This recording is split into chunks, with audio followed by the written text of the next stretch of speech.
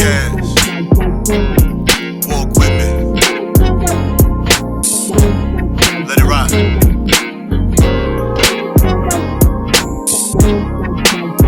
That's right.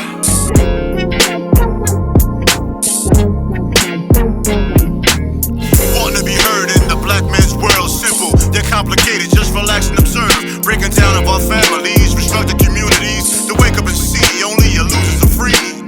Your enemy is your memory. We at your door, black mail delivery. Your enemy is your memory.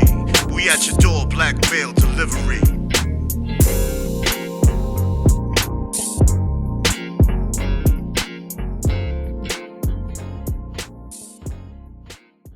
Welcome to the Black Male Podcast. TS is who I am. Tre-Dot is who I am. Sneak attack. You know how we do, man. We back at it like we never left, man. Shoot, man. Last episode, started late, but that's all good. Y'all catch up. Well, technically. Matter of fact, by the time you hear me say catch up, it's not going to matter. Technically, last episode did not because we had that episode in the tuck you forgot about. We still got an episode in the tuck. We still didn't drop Saturday AM, though. I know that. We did drop the that's episode prior. That's the conversation, Saturday AM. Yeah. You right. No, you make a good point. Hey, even though it didn't drop Saturday AM, the numbers still doing pretty good on YouTube. I ain't see it. That don't matter. I say this, man. Oh, I know why? I'm shooting other content. Leg cross already? Just got started. I know, right? Old nigga shit. Early leg cross. That nigga said, oh, shit. Don't put no sound effects with my leg cross, nigga. That just said, whoop. You heard the leg swing. You know how you get in the old man set because you about to explain something? That kneecap said crack. Nah, not this one. This one, though. The other one would. Well, it might have been your ankle. Something said crit that.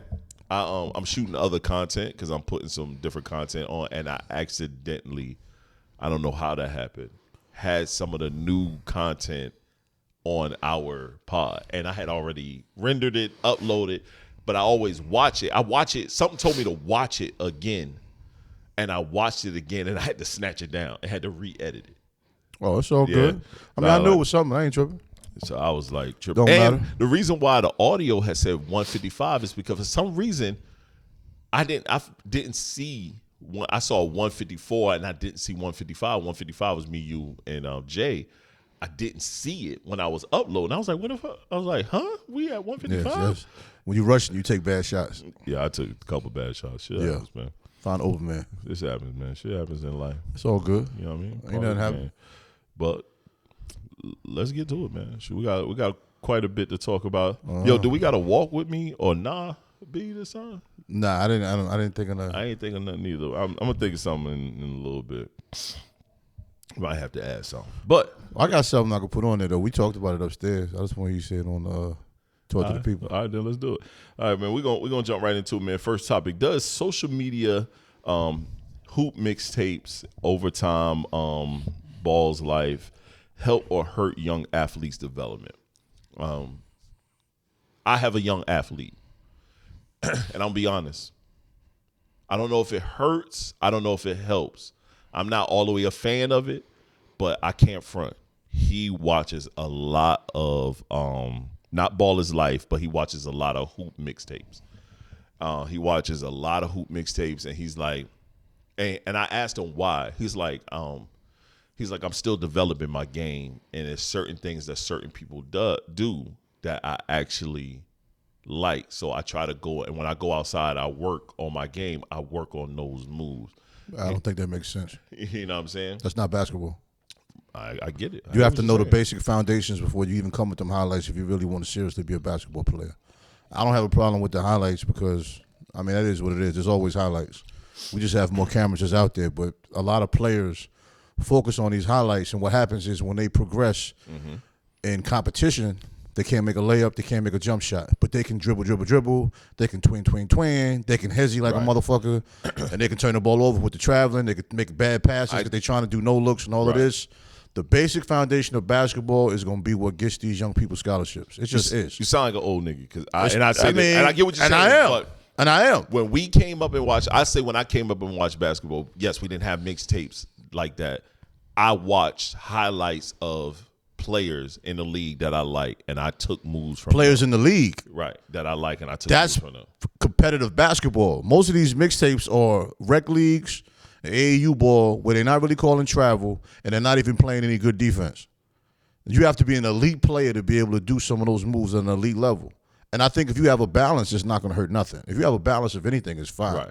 So the mixtapes aren't just going to kill your game. Right. Just like Steph shooting 10 threes, they ain't what really killed the game. What killed the game was everybody's analysis of it and the copycats. Right. And now, if your child becomes a copycat player, he didn't shoot 1,000. Default, yeah. But if your son becomes a copycat player, the problem isn't the mixtapes. Right. The problem is his interpretation of the mixtapes. Right.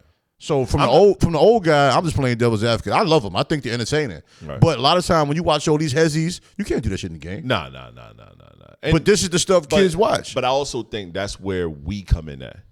I'm not. But saying everybody doesn't have that. That's true. That's Not my everybody point. Don't. The balance. Right. You know what I mean? If you don't have that guidance, you don't have the balance. Like I grew up watching Pearl Washington and all of these dudes. But what do you watch then? What do you go after? Because I'm sorry, as much as we love the NBA, these kids don't like the NBA like we. College basketball. Even at your son's level, the team every city has a team that's good. Right. Where you can go watch high school basketball and watch these dudes competitively. Right. You know what I'm saying? For So my son, there's that's a lot his of school. yeah. So that's what you can build from. Matter of fact, if that's your school, that's what you can really build from. You see what the coach really needs on his team. You can look at that and be like, damn, they ain't got no defender on the wing. I could do that. I'm athletic enough to do that. I'll get my shots later. Young guys don't think like that because all they thinking is buckets. But you can look at that. Man, they don't have nobody that can really handle the ball. I can work on my handles. Bro, ain't none of us. They don't have nobody that can hit the three. I need to work on my shot. Mm-hmm. Ain't none of us thought about that coming up. I mean, like I said, I'm the old guy. I understand basketball now. Especially 14, 15. Well, when I was 14, I didn't really understand basketball. That's why Jim Valvano threw a basketball at my head and tried to kick me out the gym. I was a kid. Mm-hmm. But he saw something in me talent-wise and basically said to me, you're going to play basketball, you're going to show me everything you learn in the streets. I didn't get it. Right. I got it like, what, 6 years later? Right. You Damn, know too what I'm late saying? then. Yeah, because I was so bad to where, to keep the story short, when we had a championship game in the camp and my team was in the championship, he took me out the game and told me I couldn't play no more. Mm. I did some crazy shit. Threw an overhead pass like 20 feet. Yeah. Dude got the layup, though. That's a good assist. That's what I said. Jim Valvano didn't think so. Especially overhead? Nah, Jim Valvano didn't think so. You two-hand overhead? No. Oh, you threw it backwards? Yeah. Oh, you was on some bullshit. I was. I like tapes. Right. I seen Magic Johnson do it. You know what I'm saying? I was a victim. Right. I say this. I tell my son this all the time when it comes to sports.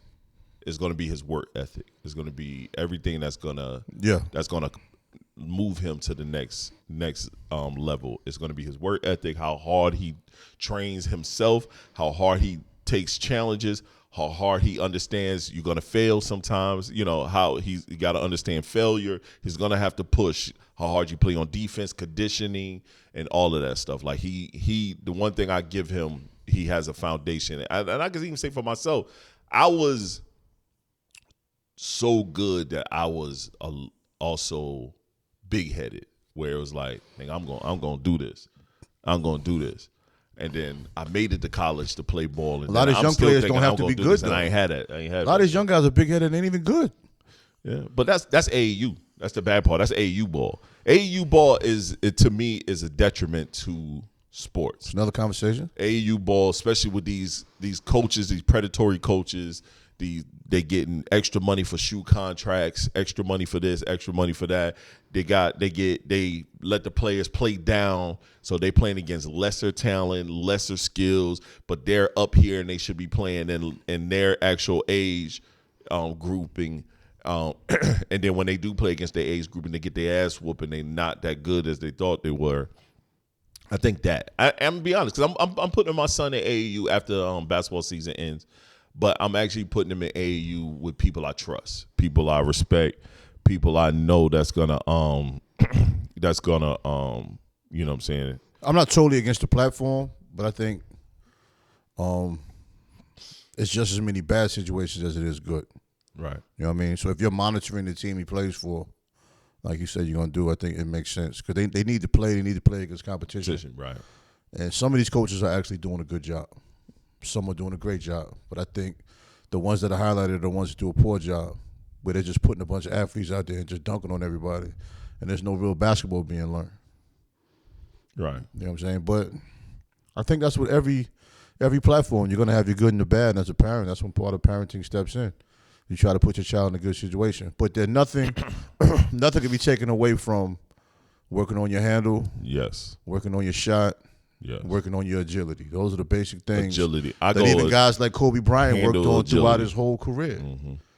You know what I'm saying? Your handling and agility will help you make the team. The rest of that shit can get later. You can get. Yep. You can, as long as you can make a layup. Bro, you can make the team and get playing time and can't shoot. Yep. But you ain't going to make the team if you're not agile and can't handle the ball. Yep. Unless you're 7 feet tall. Yeah. A goofy nigga will play all damn day just because he's tall. But yeah, I'm working with Sean now with his agility. That's major. The hard part just is being able to slide your feet. I'm not as agile as I used to be. Bunch of bad knees, but once I show him and demonstrate it, and then I got like video I'll show him, he understands. So he, like you said, we do sliding drills. We do a lot of exercises that help with his, range of motion, agility, being able to jump and move, because that's his biggest. He's been relying on the fact that he's tall now. That's the funny part that I get now with him. He's relying too much on his height and What's not he now, as much. 6'1", 6'2". I found a 6'2" point guard. Yep. That's older than him. I've already found one. Just play one-on-one. Yep. I did that already. He can't shoot. Just guard, just defend. I don't want to see you shoot against this guy. Defend. Yep. No, I did that. Yeah. Got his ass whooped. Good. Smoked. That's not bad. And I let him know this isn't a bad thing. One thing I love, he was like, we got to keep doing this. He's like, yo, I can't. We got to keep doing this. But no, you're right. That's what's gonna make him better. Cause 6'2" ain't shit playing basketball. Nope. Cause once you go up, that nigga playing the point. That's it. Yep. So them rebounds you was getting, you ain't getting them now.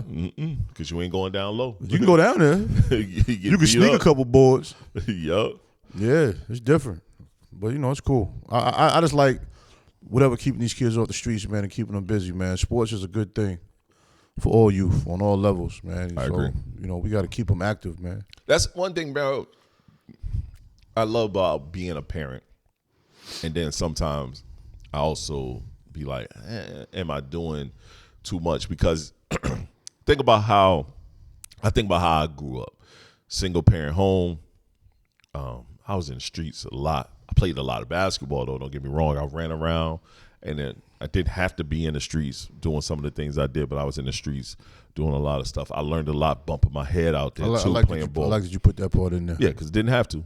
A lot of us didn't have to. A lot of us didn't have to. It was a lot of motherfuckers that did not have to be in the streets. I won't judge nobody else's situation, Me but neither. dudes be lying to themselves. Lying like a motherfucker. Talking about I had to eat. You ain't so dope to eat, bro. It wasn't that bad. It wasn't that bad. Moms handled everything. Y'all was good, a lot of you. Dudes be having 10 grand under the bed at like 14. Right. What you trying to eat? You had to eat. What you mean? What you mean? I agree. I mean, go ahead. Man. I agree. And I look at my son and my sons, and I'm like, man, they got both parents. They're not gonna understand the struggle. I have to go out there and really get it. And I'm like, that's the purpose, nigga. We none of us supposed to really struggle, dog. We're not supposed to really struggle. We can find other ways to make them learn and understand how hard they have to push to their goals if this is a goal for them. Be a parent that's fully engaged. Right. You know what I'm saying? Like I never liked the word spoiled. When people say a child is spoiled because the parent is well off. Mm-hmm. Or maybe the mother's well off, the father well off, or whatever. People love to say spoiled because they don't need for nothing. Why do our children have to be needing for shit? I'm with you, bro. You know what I'm saying? They like my son was always in private school. Whether you agree with private school or not, I mean, between me and his mother, that's how it went. Right. And there would always be somebody say, man, ain't no way I'll pay for private school. I mean, why would you put limits on what you do for a child? And then you can't question how another person runs their household. You know what I'm saying? Is it a guarantee that private school makes them a better student or prepares them better for life? You can't prove it. But in some areas, these schools are bad. Bad, bro.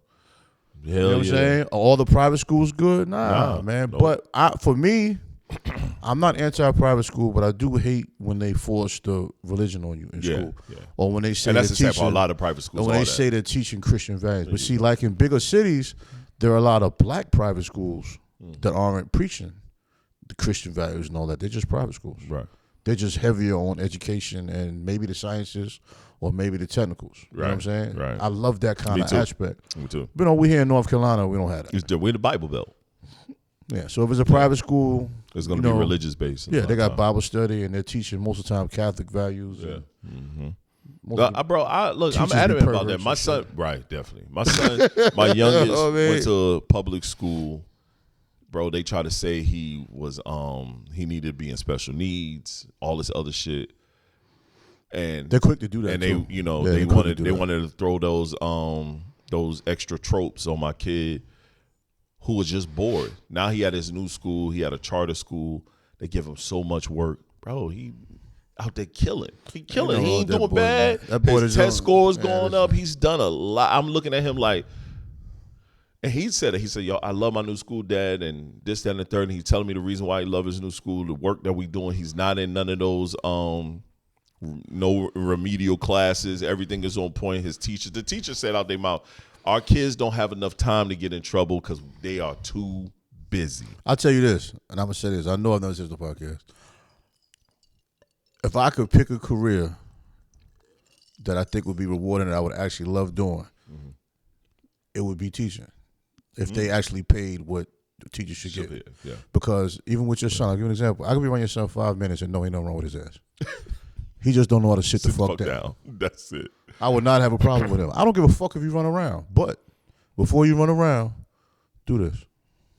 How hard is that? You know what I'm saying? He don't have a problem listening. Nope. He just got a problem sitting the fuck down. And once a little nigga like that like you, he gonna do what you ask him to do. He loves his teachers. But these young black children, they need to see more of us. Yeah. You know what I'm saying? No, and it's like, but growing up, teachers was driving buckets with missing hubcaps and shit. That don't motivate you to be no teacher. No. So you went to school 6 years to struggle. But that's, as a kid, that's how I looked at teachers. No, me too. You know what I'm saying? So I never wanted to be one. My kids tell me all the time, I should be a teacher at their school. I should be a teacher, Dad. We learn so much from. I say, bro, I can't do it. One, I don't think we'll be living check to check. I can't do that. The pay scale is funny because it's demographic based. Right. Like I know teachers that I went to college with in DC that's making good money. Right. But here, I don't know that one teacher making no bread. No, they struggling. You know what I'm saying? If you're in New York, DC, and all that, and that's neither here nor there. But these bigger markets, you could be a teacher and have a decent living. But here, you're going to have to get a summer job. When I first saw a teacher. What's a decent living up there? Because, they may make $100,000. That's still poverty level in a lot of places in DC and New York. No, it's not poverty level. But then you ain't rich. Right, but if you break down inflation and all that, 100,000 there is 50,000 here. I hear you. But if you're married, you're making 100 and she's making 60. Now, see, you're saying married. That's life. That's a different caveat. Bro, that's grown. I get what you're saying. That's grown people living. It should be. That's grown people living. There's a lot of people who don't understand that Son, because they don't know the needs I am of not men. moving. They don't know the needs of men. They don't know how to take care of That's why when you find your person, yes. I'm with my person. I'm not moving to Cali. I'm not moving to New York unless I have my person. I get it. My 100,000 gonna have me just sitting around the house. Literally. I can sit around the house here. I'm with you. And I don't feel bad sitting around the house here because ain't shit to do. Right. When you up there, you sit around the house, you feel like a total dick. Shit to do. There's mad shit to do every night. And you gotta be like, nah, B, I gotta chill. I gotta chill, son. You're right. Yeah. Yo, let's jump right into it, man. Let's talk about Micah Parsons real quick, man. You have here Micah Parsons is the new face of defensive football, or is it being overhyped? I'll say this, bro. I'm not gonna say he's the new face. I think it's in the middle. Yeah, I don't think he's the new face, but I think he's one of the big. But Micah Parsons, He's a hot topic. To me, has always been. I don't like him. I don't care for son at all. You wrong for but that, we though. talking about his skills and abilities. His skills and abilities, to me, since he stepped on the field, has always been top 5 in the NFL. In the NFL today, him, old boy from the Browns, what's his name? Miles Garrett. Garrett. He's generational though. We just watched T.J. Watt. T.J. Watt generational. But to me, Micah Parsons fits right in there with them. Well, this is his first year to have opportunity. Right in there with them. Playing for Jerry Jones was detrimental to him because he was getting double, triple teamed every play. But he still was killer. But he didn't get credit for that. You know what I'm saying? Everybody, there was nobody else in that front that was a threat. And when I watched the documentary, they show a scene where Mike is in the locker room like not crying but feeling bad because he lost the game, and he said to Jerry Jones, I just want to win, sir. I just want to win. There's a guy that loves football, right? And it's easy to talk about him having a podcast, whatever. These guys are kids. I seen Micah Parsons when I was in Cali, and it's crazy because I saw him, and you wouldn't even know he was a football player. He was dressed regular. He had a number 23 chain. Number 11 chain that was very small. The diamonds was crazy though, yeah. But it was small and it was modest. He had a couple guys with him. He wasn't loud. He just stood there with his food. You know what I'm saying? Like, why wouldn't you want this guy on your team? Yeah, he wants a new contract. He's supposed to want a new contract. Mm-hmm. He's one of the best in the league at his position. And now when he's playing for the Packers, now it looks like you were the problem. You're right. It does. Now, the luster and all the media attention, I think it'll die down by next season. Unless they go to the Super Bowl or something. Unless they go to the Super Bowl or something. Then it's like, okay, this guy's really for real. Like, everybody knows he's for real. Yeah. But every sport looks for a hot topic. You know what I mean? Like, hey, this year, Green Bay's biggest hot topic. Green Bay only. But the heat is on Jordan Love. The heat is on him now. Wow. It's never been a question of his talent, but it's a question of his production. Yep, and it's always been this. Because when they lost that game to Cleveland, they only scored 10 points. That's it. You can't be scoring 10 points. He had quite a few turnovers. I can't remember the turnover number exactly, but he didn't have a good enough game for the kind of team he's had. I've been saying that shit for a little minute now. Quarterback's a tough position, and it's like it is. A lot of quarterbacks coasting on these bad teams, and once your team gets to a level where they're competitive at that level, you got to step your game up, man. Yeah, you don't got to step your game up. But yeah, I'm with you. Or it could be like Russell Wilson and throw for 400 yards. Then the fourth quarter, just throw 2 interceptions. You know what I mean? Yeah. Speaking of that, let's talk about quarterbacks, man. We got quite a few young quarterbacks in the NFL. Me too. I like it too. Some new faces in different places. Cam Ward struggling. Yeah, but it's quite a few of them struggling. Cam Ward struggling. The guy in Atlanta, he's struggling in his second year. But that's his second year. Jay McCarthy, his second year, but they both was injured last year, like bad injury. So you might as well consider this their first year. All right, talk Jay about McCarthy, he's injured. He's injured again, so he's not playing right now. They got Carson Wentz. Yeah, I didn't like McCarthy. Shit, I know this ain't a new quarterback, but he in a new place. Daniel Jones out there looking good for the Colts. Daniel Jones looking like he going to the Pro Bowl, son. Bro, he looking good out there for the Colts. Malik Nader said it in an interview in the locker room. Yes, he did. He said, it's not the quarterback. It's not. It's the play calling. And people got mad at him for saying it because they call him a diva because he wants the ball. But what number one wide receiver don't want the ball? Michael Irvin used to yell, "Give me the fucking ball." In the game. You know what I mean? I don't out loud. I never heard of Jerry Rice having an outburst, but he always got the ball. So number one receivers want the ball. Yep. And they should get the ball. That's why they're number one receivers. I agree. So I'm happy for Daniel Jones, man. He made Peyton Manning make sense again because Peyton Manning said Daniel Jones is the guy. Yeah, he did. And it looked like he didn't know what the fuck he talking about. But the ugly part about it is Daniel Jones ends up playing for the Colts. Where Peyton Manning was. I don't know if that's ugly. No, it's ugly. It's ugly because the Giants basically let him go. Hey, bro, for a pack of chips and dill pickles. It's two players I'm happy for right now that came from the Giants organization. Happy for? Yup, and I say one. Daniel Jones and Saquon Barkley. No, I'm happy for them too. I'm team Saquon, man. I'm definitely team Saquon because Saquon was the Giants. He was for a long time. I'm mad the Cowboys didn't pay him or Derrick Henry. I don't understand. They came cheap. Yeah. Could have got them for a bag of nickels, bro. Fly Eagles fly, man. And Derrick Henry wanted to go there. He lived in Dallas. He wanted to be there. We could have got Derrick Henry for $7 million. He wanted to be there. Jerry Jones ain't called neither one of them. That's how you know, man. Jerry Jones and he's acting like he made the right move letting Micah Parsons go. Oh, yeah. He got to hold on to it. Why? He got to hold on to that. Just disappear, man. Ego and that's a motherfucker, bro. Male ego is a motherfucker, bro. Especially rich.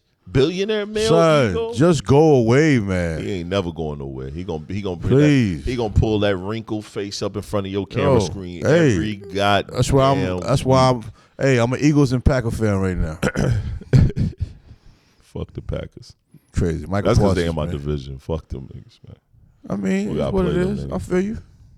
But back to the quarterbacks, I think we got it's looking up. Yes, Cam Ward is struggling, but he's a rookie. Bo Nix, Dart is about to play What soon. about C.J. Stroud? He's supposed to be that next guy. But you know how I've been C.J. Stroud and Jordan Love in the same boat to me.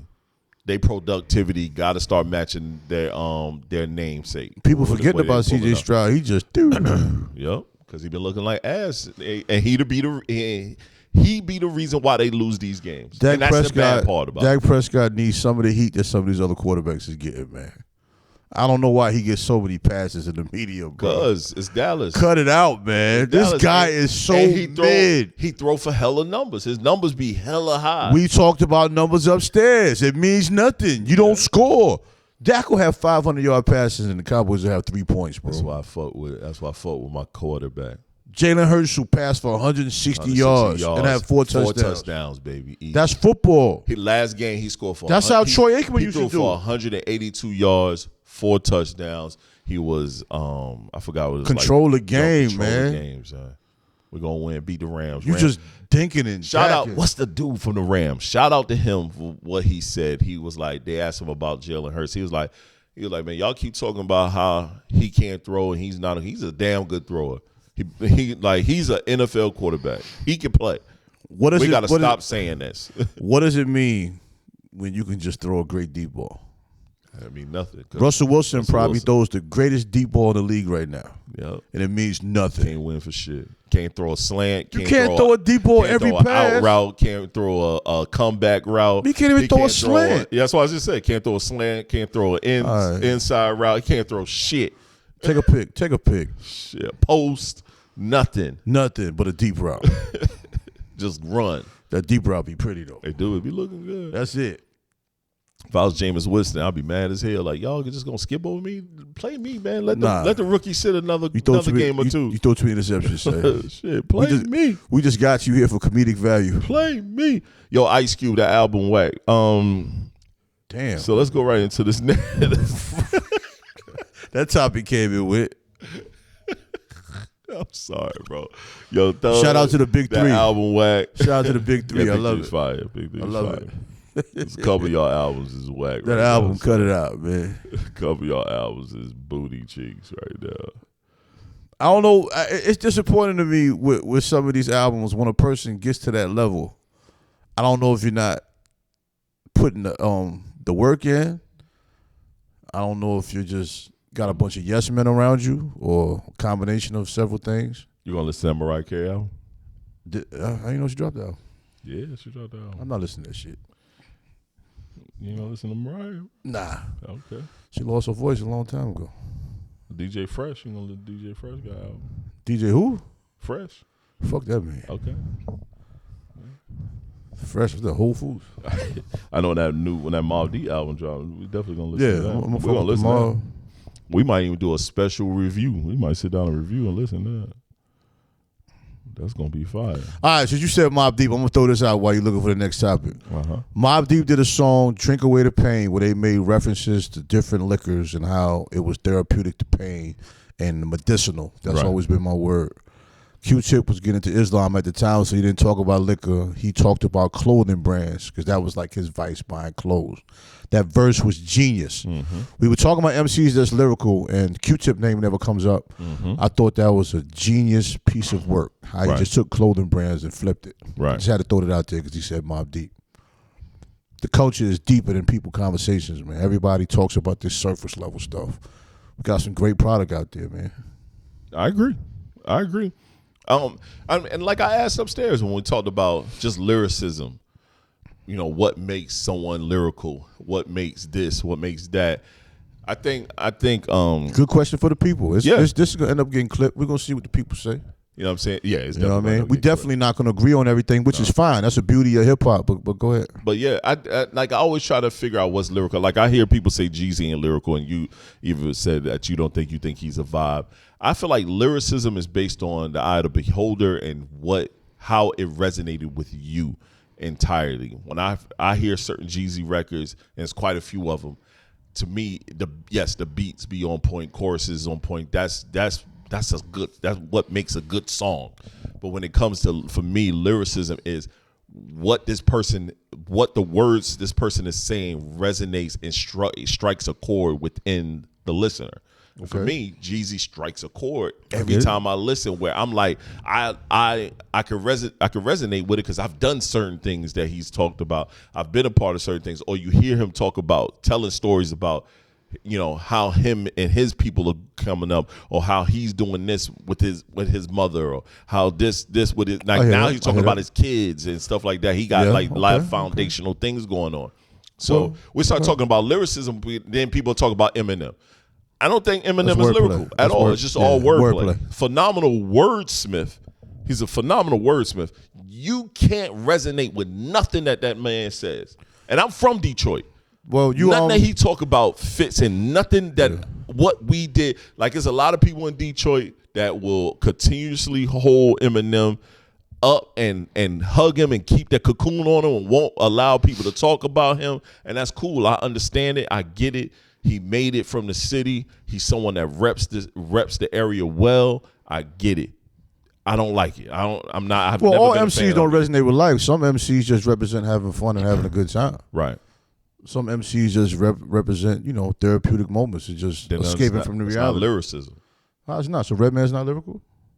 No, I never said that. Well, Redman doesn't speak about life shit. Yeah, he do sometimes. Every once in a while. But Redman is more of just a vibe. Like, just vibe. But I get what you're saying. I just try to throw something out there. Right. Neither here nor there. But you basically representative of how I always felt about hip-hop. I think hip-hop is defined by not having a true definition. You know what I'm saying? And music is meant to create mood and emotion. Mm-hmm. And a guy like Jeezy is a mood. Right. I don't see a guy like Eminem being a mood. You know what I'm saying? Because he doesn't really, you know, he's wordplay. Right. But he doesn't really fit in with, you know, most people I know that listen to hip-hop. And I'm not saying that as an insult at all.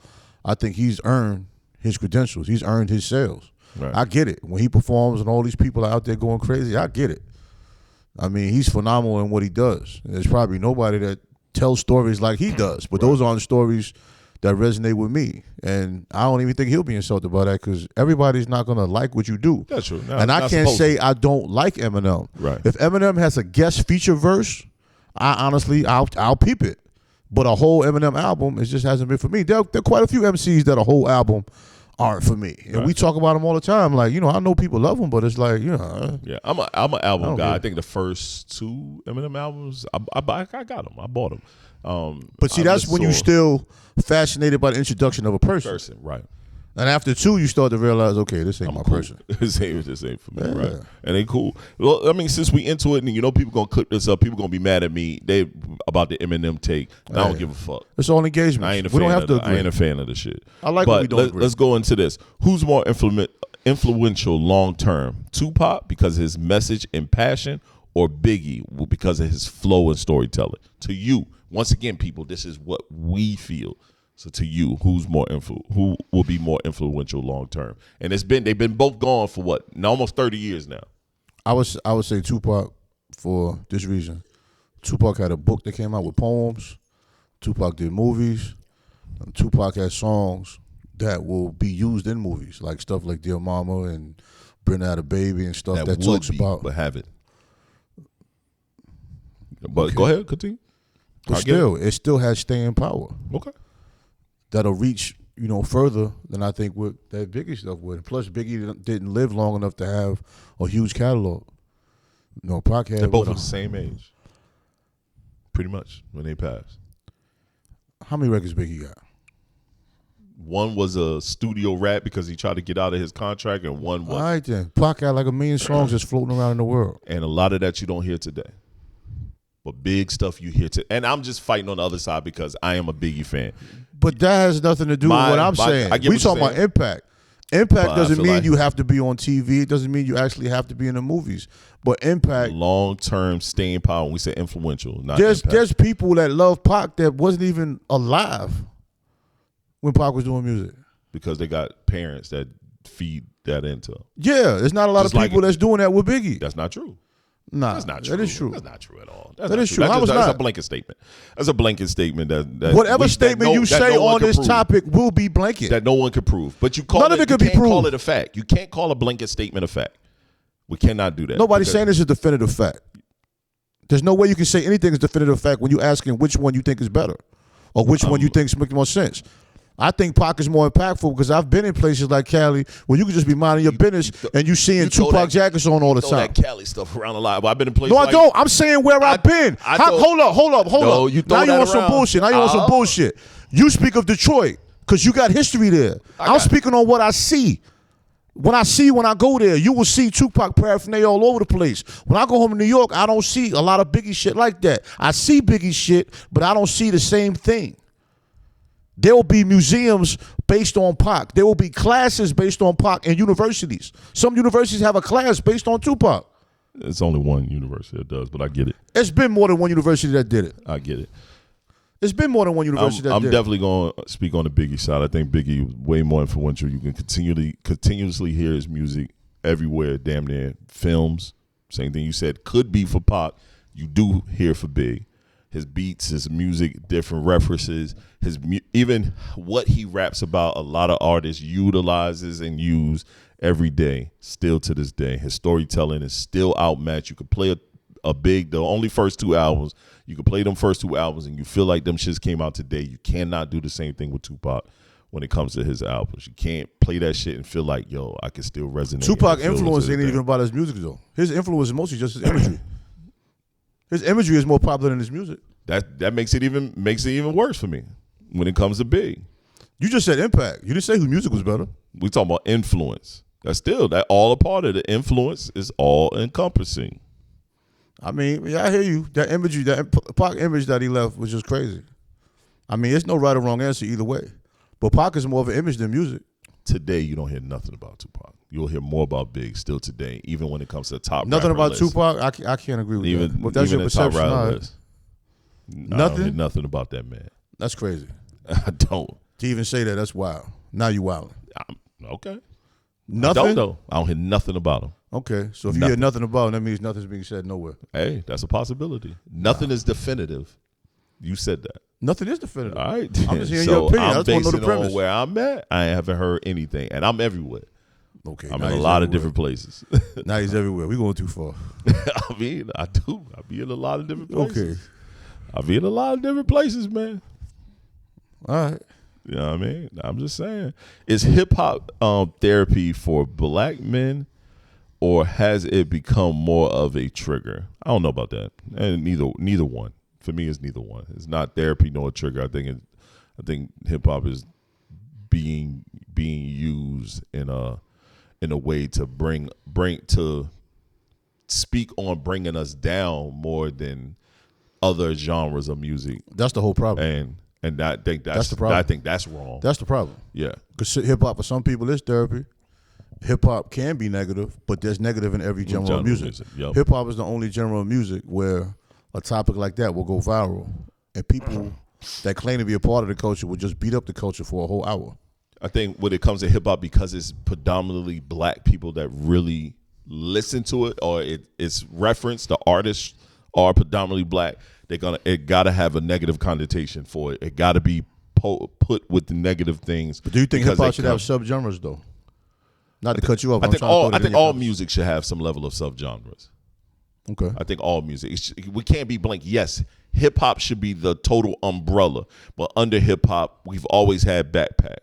Then we have street rap, and then we have this. And I'm not mad at that. When you got rock, you got soft rock. You got the hard rock, which a lot of that shit is fading to black. When you talk about jazz, you have certain levels of jazz. Yep, you know what I mean? Same thing with R&B, what it should be. Even to me, I think R&B should really fold right up there with hip hop. Okay, well, should be hip hop / R&B and then thing. blanket it out. I saw a post. They said that hip hop is promoting death culture, right? And a couple comments were speaking on rap and hip hop being separate entities, right?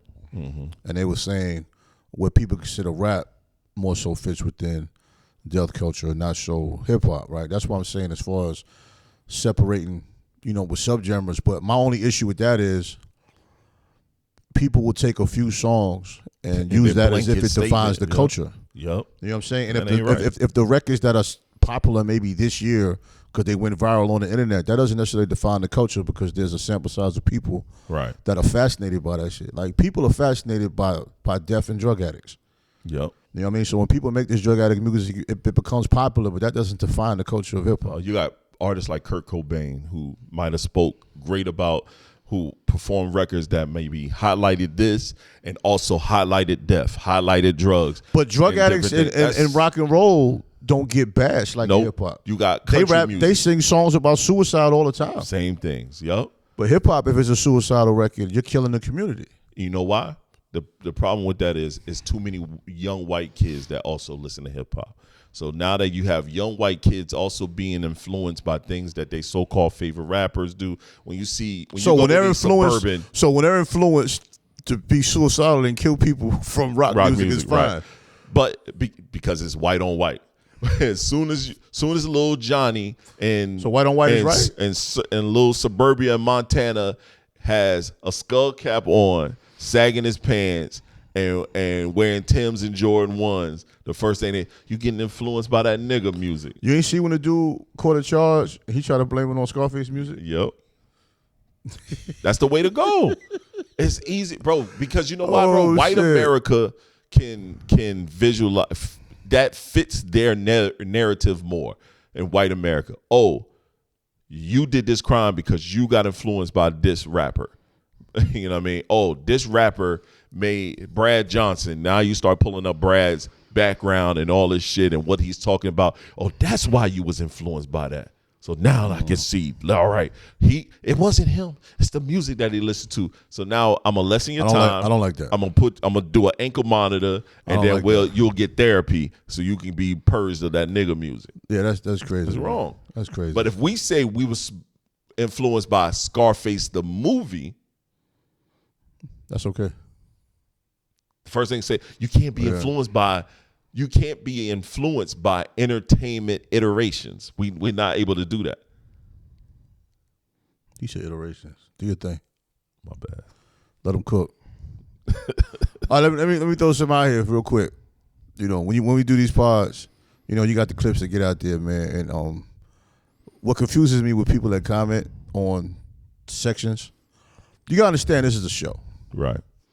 A whole hour-long show. It makes no sense for us to agree all the time. No. When we get off the show, be honest with you, we agree most of the time. Yeah. You know what I'm saying? But on the show, we have to take a side. No different when Skip and Shannon Sharp used to go at it, and Stephen A. whoever. You take a side, you try to argue your point.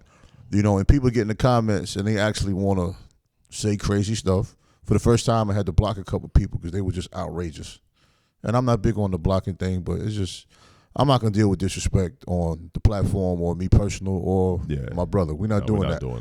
And I just say that to say, appreciate all the engagements, and we want people to do that further, because I think it's crazy the people that have been listening consistently and never respond to nothing, because we need that to keep the dialogue going. That's part of making uncomfortable conversations comfortable. It's having these conversations, whether it's hip-hop, whether it's life, whether it's sports.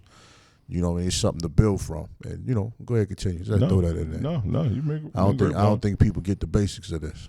No, and if they don't, they slowly start to figure out, man. Let's get into this, man. In the world of social media and DMs, what does loyalty mean in 2025? It's tough. It's tough. Yeah, it's tough. I don't think people understand true loyalty. But what level of loyalty? We're talking about friendship loyalty or relationship loyalty? Or all of it? All encompassing, but everybody's definition of it is different. You know what I'm saying? I could say you shown loyalty to me as a friend because I have examples of things done when I wasn't around that you never even told me you did. Right. You know what I mean? That's a level of loyalty and friendship and camaraderie that some people never experience. You know what I mean? But that's something that you just did naturally.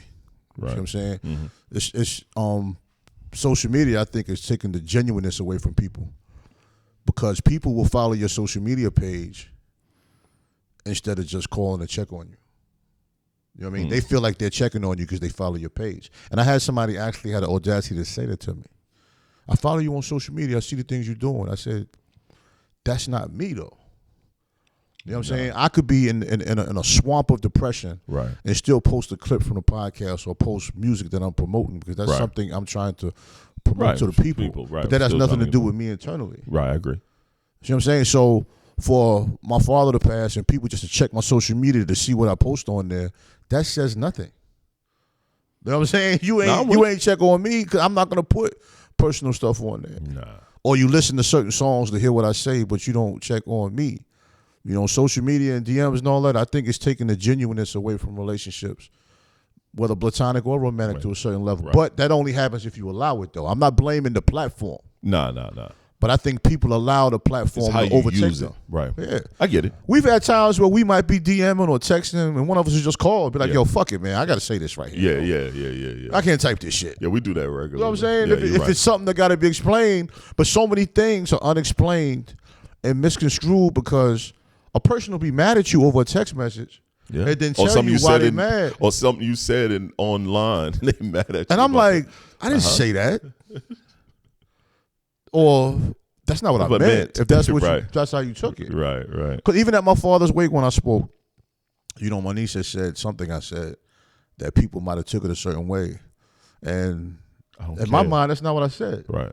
Because I'll tell you what I said. What I said is, I'm the youngest, so my relationship with my father was different because my older brothers weren't there. Right.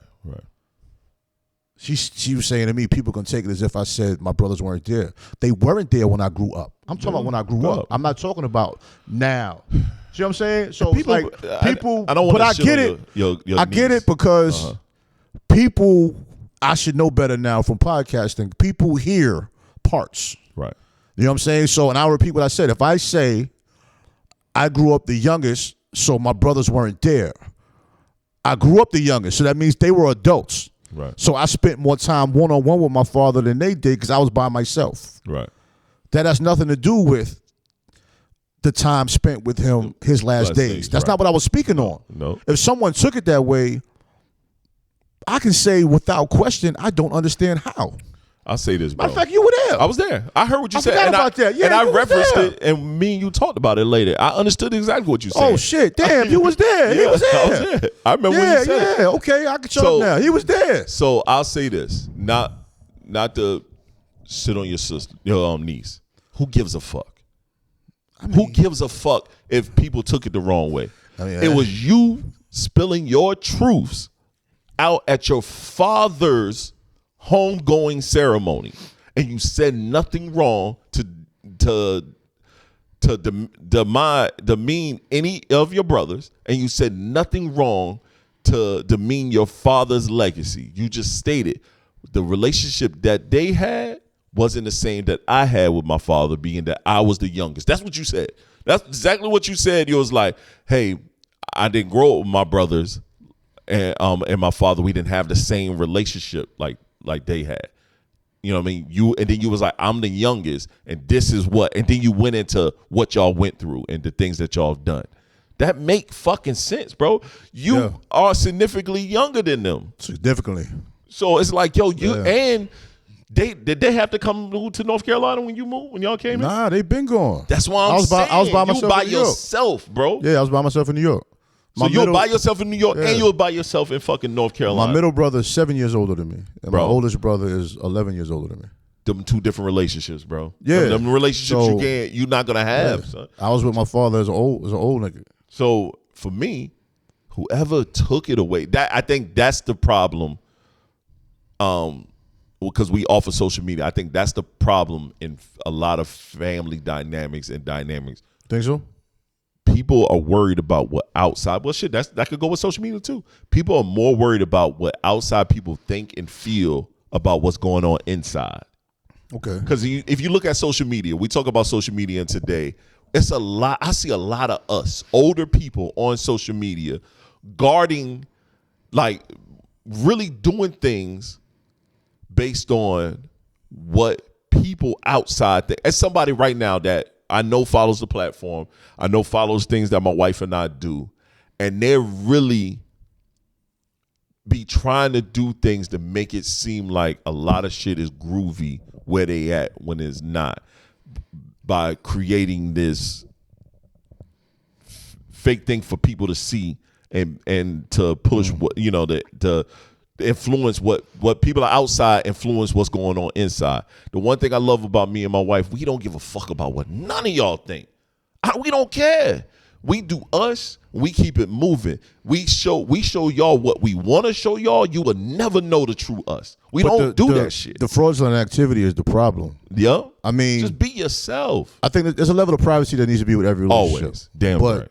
when you have platforms, and I think about the same way as hip hop, that's what I would say separated me from a lot of people. Mm-hmm. There's a level of transparency you communicate, and there's a level of privacy that you keep and hold on to. But a lot of people that really have no voice and no platform, they just sit around and try to find fault in everyone. Yes. Without actually hearing what's being said. Like, I'm fine if you don't agree with something I say. I have no problem with that. But to try to find fault within me and then aggressively try to bring some dialogue through a comment, like, bro, we can't go back and forth with limited characters on a social media platform. Well, I'm not never doing that. Yeah, and if you're sending me this 4 paragraphs, like, I'm not reading that shit, I'm bro. not never reading that. And if I know you personally, yo, just hit me up, man. You might make the next episode title. You might make my next record title. Or maybe you see something I didn't see. Or maybe I did say something and I came out wrong. Right. But I'm very careful with my words. Right. But on a podcast, sometimes something might come out and we both go back and retract because we're talking rapid fire. Yes. You know what I'm saying? And if you speak somewhere publicly, you have a little bit of time to think about it. If you do a record, you had time to think about it. But right now, we're just talking. We're not reading off of nothing. I might say something. We had the Pac and Biggie debate. I'm a Biggie fan. So I just picked Pac because I thought he wouldn't. Yeah, I wasn't. You know what I'm saying? I had to say Pac. Both of us saying Biggie would have been corny. Yeah. But, and I think, too, a lot of times, especially when you speak publicly, yes, instead of people embracing what you're saying, and it's crazy, he was there. I forgot he was there. And which was dope. Him and his wife came. It was dope. They want to find something wrong with everything said. Out of everybody that spoke, there's people that just want to sit there and just try to dissect everything. It's almost like when a preacher speaks, people are trying to find something wrong with what he said instead of embracing maybe something good that was expressed. Yeah. I don't know what other races do, but I know as black people, we do that. We do that a lot, man. We break and each social other down media so much. also, every clip, somebody's looking for something wrong with that clip, whether it's sports, hip-hop, life, or anything. It's always people in the comments. It's always some fat nigga that ain't never pick up a bat, ball, nothing to tell me every time that I was wrong about something. Was always a fat nigga that want to talk about women. You ain't never ran across nothing. Oh, niggas ain't got not a inch of box in their life telling you that you don't know what you talking about, how to deal with women, bro. Never been on the Get Bitches squad. Never been on the bitch. You never even walked past the Get Bitches crew. You was not even an outsider to look in and be like, yo, them niggas the GBS. Word. Yo, listen, this is like this. I've been attacked on social media at least 5 times by a heavyset woman telling me I don't like fat women, right? Every week I get tagged. I get it. I never said anything bad about an obese woman. Never. You know what I'm saying? If I'm not attracted to you, that's not bad. Yo, I've had people tell me they're not attracted to men with beards. I don't take offense to it because, first of all, why are you telling me that? I do not care. You know what I'm saying? I've had a woman tell me she don't like men with muscles. She said my arms are too big. Okay. I don't know you. Thank you for your... Who are you? I appreciate you telling me this. I mean, I got to make my arms smaller. Let me cut back. But people will always try to find something wrong with something. And their own insecurities, they insert themselves within your dialogue. Fuck them. Okay.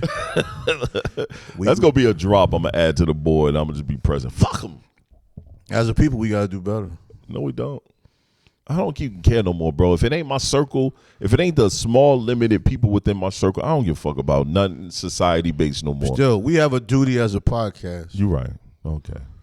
The mission is to make the uncomfortable conversation comfortable. You're right. And it's impossible when every time something is said, ain't for real, you feel like you're being attacked. And I will say this. Okay, let's transition into this. Mm-hmm. You know what I mean? Pick and roll. We just gave it back. I got the layup. We've been quiet for so many years while women have talked shit about us like we ain't shit. Talk that shit. To where once we have an opinion, There's always somebody that wants to be aggressive in response. Talk it. Change the goalposts or go totally off topic. Off topic. With something personal. Yes. And then I get called sexist. Put your personal tropes and then in something that has nothing to do with There's a lot of at truth hand. to things that women say. Yes. But there's truth in what we say. Yes. The only difference is we don't say as much. Nope. There are podcasts dedicated to telling men they ain't shit. And sometimes it's the men saying the men ain't shit. Talk that shit, young But fella. I tell you, over the age of 40, y'all would be disappointed how many men are looking for what you claim we can't give y'all.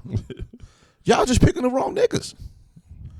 And it ain't financial. You know what I'm saying? If that's part of your goal and if that's part of your palette, what you're looking for, then you're probably always going to find the wrong thing. Take care of you. Take care of yourself, man. You've been taking care of yourself. Well, you say you don't need a man to take care of you, but that's what you're looking for. I know women that make good money and they still talking about, I wish I had me a man to pay all my bills. I said, well, something comes with that. All your bills. Not the bills that we accumulate together. They always say, I've never heard nobody say ours. All mine. It's never ours. Never. Nope, never. So if he's paying all the bills, what you gonna do? Motherfucker they always keep talking this table shit. Y'all come to the table with a bunch of drama and fucking baggage that niggas gotta go through and all right, let me see if I'm willing to deal with this bag. All right, just leave that duffel right there. I'm willing to deal with this. I'm willing to deal with this. I'm really deal with that. God damn, that's a new bag that you brought. I didn't know you had that issue. At our age, too old for that. Some people, I'm not gonna say women, some people deal with so many traumas. I don't know if a relationship is even a safe space. Because they bringing their bullshit to the fucking relationship, and now, but they choose not to overcome it. And then the man gets shitted on, talking about he ain't shit. He can't deal with a strong woman. He can't deal with my independence. You are not a strong woman. You're not a strong woman just because you talk shit. Over there. You know what I mean? You're not a strong woman just because you set phenomenal boundaries. You have a right to set boundaries, but I don't have to accept them. Like I know several women that have sexual restrictions, right? That's a choice, option, it's your right. Right. But a man doesn't have to accept those. Your body, your choice. Just you know what I'm saying? Just like women that have, economic thresholds, they don't want a man that makes less than whatever. You have a right to do that. Yep, that's cool. But understand how you shrink the sample size. Yep. Me, I don't want a woman that doesn't go to the gym. See? That shrinks my sample size. But I'm a fly ass nigga though, Shay. I'm with it. You know what I'm saying? I'm still trying to talk to within my, you know what I mean? I like within my palate. I like a nice feminine woman. I like a woman that's a nice I like a woman that's in shape. That I like understand her femininity. Yeah. Who understand her. She understands herself. So when she come over here, we can roll. She understands we have the dynamics and roles within our circle. Man. All encompassing. Yes. I like that. Yep.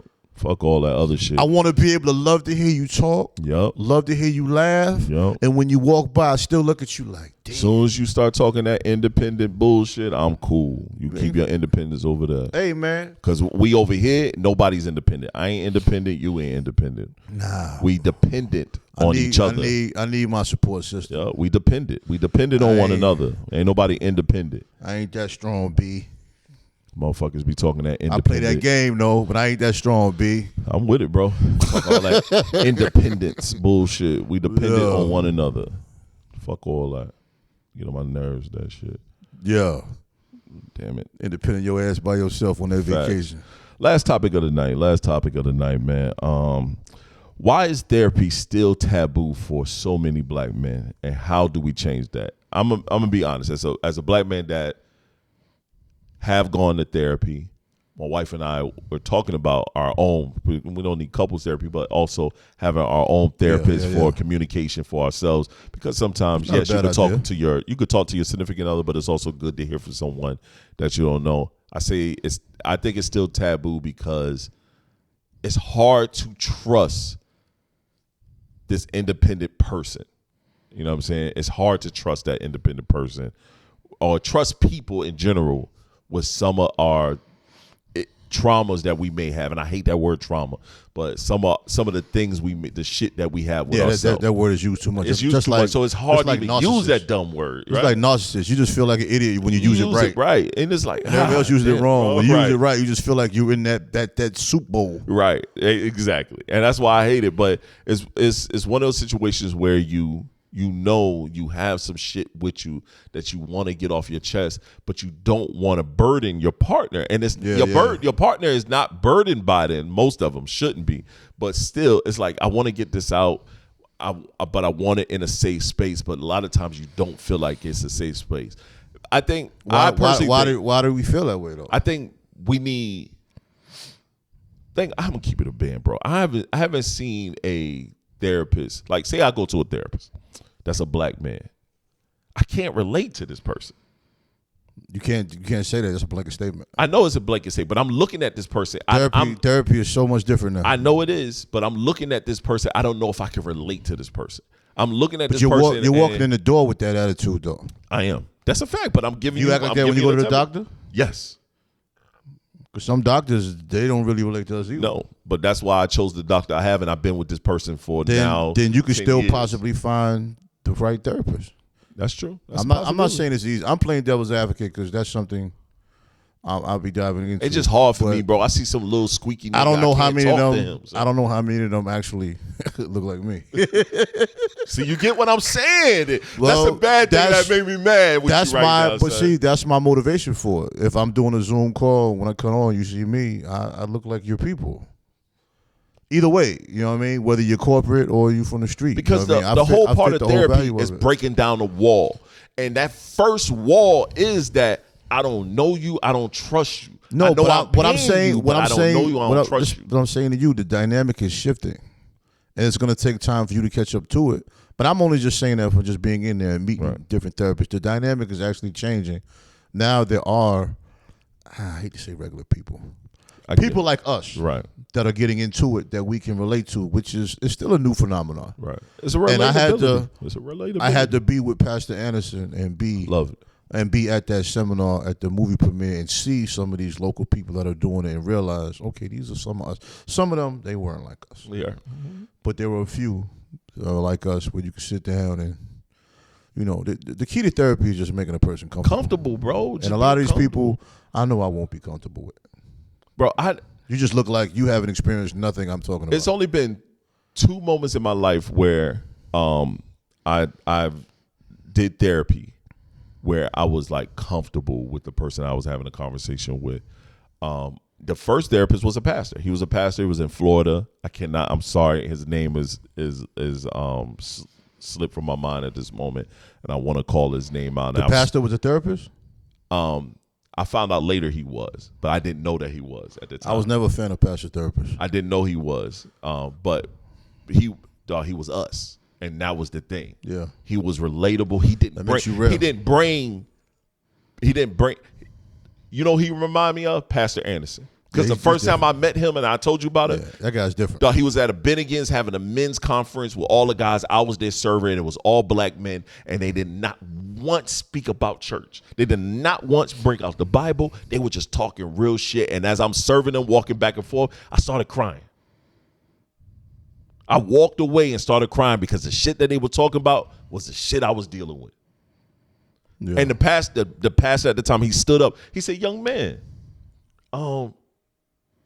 you all right?" I'm like, "No, I'm cool." I said, "I'm enjoying what I'm hearing." He said, "Nah, I see something in your shoulders. Yeah. Your shoulders changed."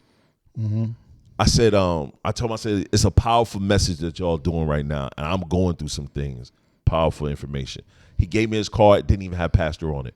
He said, "Just call me sometime. Have a conversation." We left it at that. I didn't call him. I just happened to go to a church. You gave me an idea for next year. And I sat with him. I went to the church, and he stood up there and pastored. And I'm in the back of the church. I'm by myself. He looked directly at me. And then he said, "It was a young man I met a couple weeks ago at the restaurant." He didn't call my name out. He didn't blow my spot up. He said, "This young man has been on my mind for a couple of days, and I was hoping that one day he would give me a call." And then he kind of broke things down. But at the end of that shit, I had to go talk to him. Like, and he didn't mention me. He didn't bring up. So he was someone. No, he told me not to marry my first wife. I didn't listen because that love shit kicked. Yeah, in. but he could have been wrong. I mean, Nah, he was right in the motherfucker. No, but I'm saying But he something could've been like wrong. that. He was opening your eyes. But he didn't tell me not to marry. He said, I need you to think about these things. Yeah. So he gave me a list of things to think about, and I didn't think about them in entirety. And you know what I'm saying? But I always remember him. He was someone that always that and I wish I could remember his name right now, but I know his face. If I saw his face, it would hit. And I'll give him the biggest hug. He was a phenomenal man, phenomenal person. But that was my first therapist, second therapist, and we had a bunch of sessions, free sessions. Like I was willing to pay him. He would not take my money. So I just put it into the church. I just kept putting it into the church. I get it. And then my second one was here. It was here, and it was by happenstance. I was going through a lot of mental stuff, and I just went to a place, and the dude was there. He ended up leaving. He's in California now, but he ended up leaving, and he was, once again, it was familiar. It was like being able to sit down, and it's like we talking, but instead of that's how it should be. Right, instead of we talking, he's attentive, like how we talk. That's the goal. That's how to be effective. Into the information.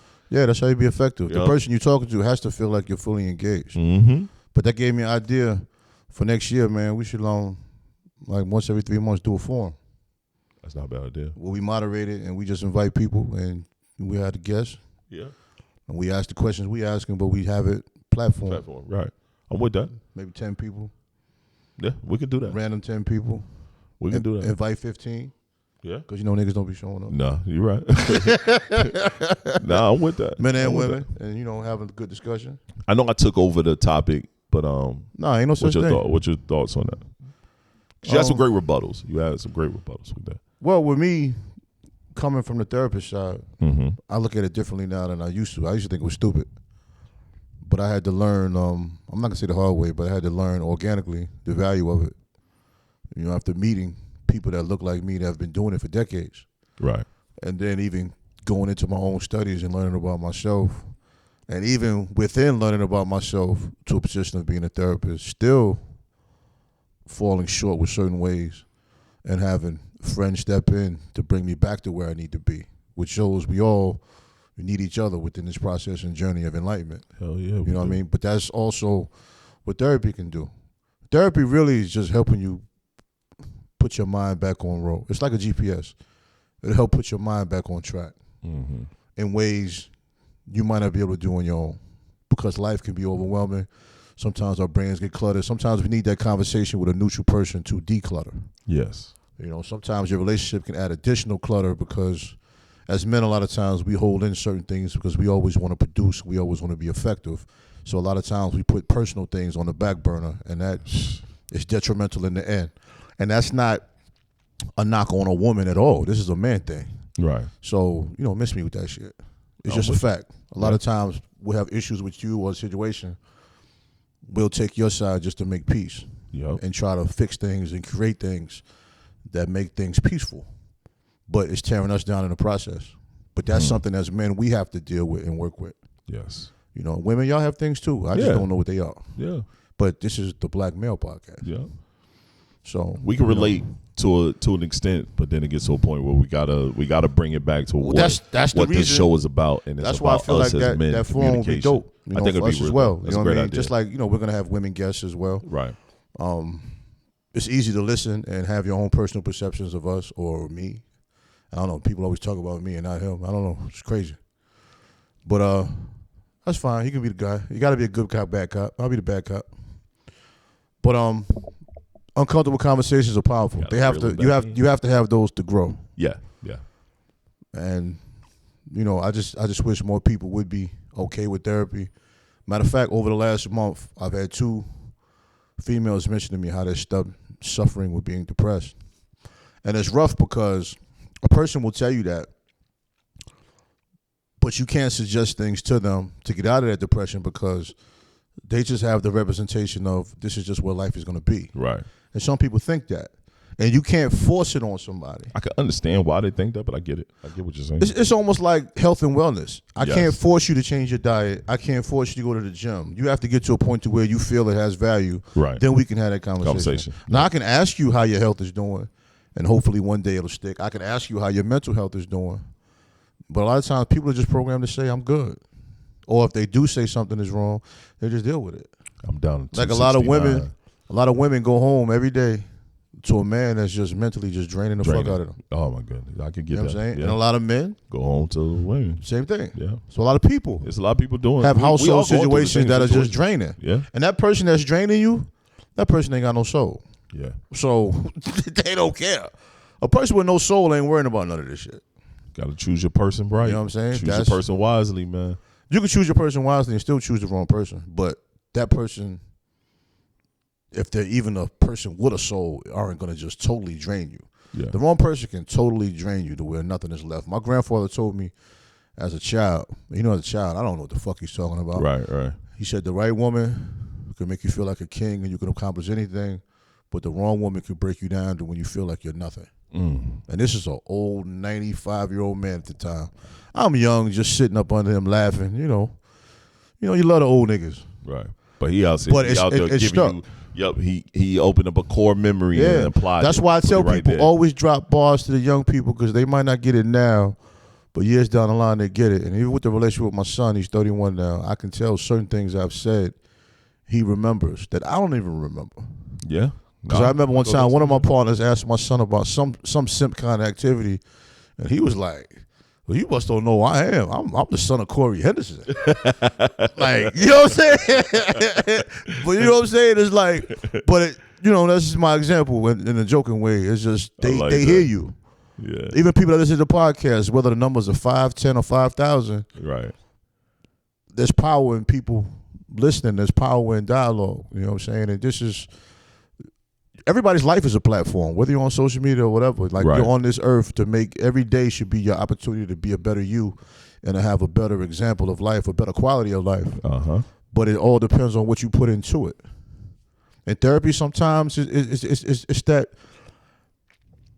that medium that puts you back to where you need to be at. It's almost like having a trainer during the season because you're jumping, not falling. They get your mechanics back right. Right. They work with you. Yeah. No, you're right. You're right. Oil change, tune up, whatever. Just get you back moving. I respect it. A good one. All of them aren't good. Nope. So it is a search process.